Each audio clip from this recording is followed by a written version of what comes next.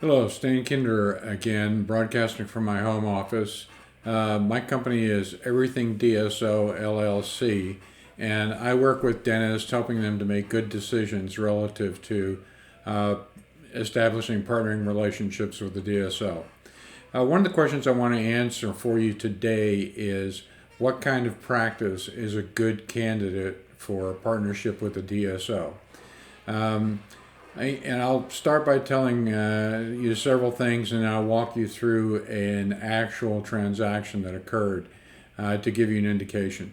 Um, First and foremost, the vast majority of DSOs are only interested in partnering with practices that have already achieved a certain level of success on their own. They have little or no interest, frankly, in acquiring practices that are not performing well, struggling, or really not doing very well at all.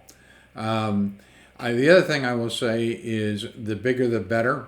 DSOs are interested in scale and volume, and so if it's a multi practitioner office or a multi site group practice, those are the kinds of things that they very definitely have a lot of interest in. Typically, if they're looking at a solo practice, they're interested in practices that are grossing north of $1 million and ideally $1.5 million to 2 million. Um, and the reason for this is pretty simple.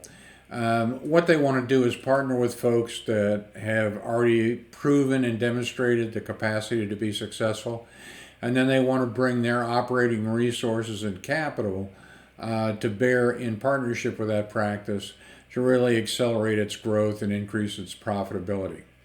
Let me talk with you for a moment about a practical example. There was a dentist that had a two location practice. Between the two offices, he was grossing uh, right around $3 million. Had associates in both offices, and he practiced part time in each location himself. He was in his mid 40s, had some outside business interests, and what motivated his exploration of a relationship with a DSO was really twofold. One is he had an interest in freeing up capital by monetizing the equity in his practice to enable him to make ever greater investments in his other business.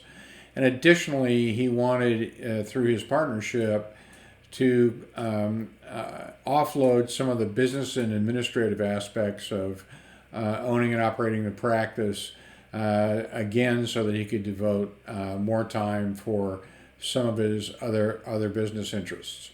He ultimately ended up partnering with a DSO. He received an enterprise value for his practice of $4 million, and this is a practice that was grossing $3 million in patient revenues. So that's essentially 133% of his gross revenue. Obviously, a pretty strong valuation. Um, he is, as I mentioned earlier, in his mid 40s. He is still working in the practice, essentially on the same clinical schedule that he held in the year preceding his affiliation with the DSO. And he is, in fact, earning 40% of his collections less 40% of his labs, which is a little bit above market, but he had a particularly profitable practice, which is part of what allowed that to happen.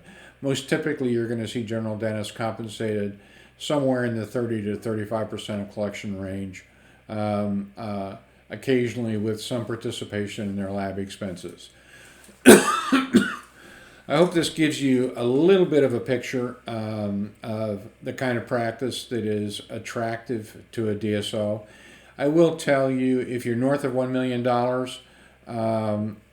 you for sure have the capability to get a transaction done. We just need to find the right partner for you.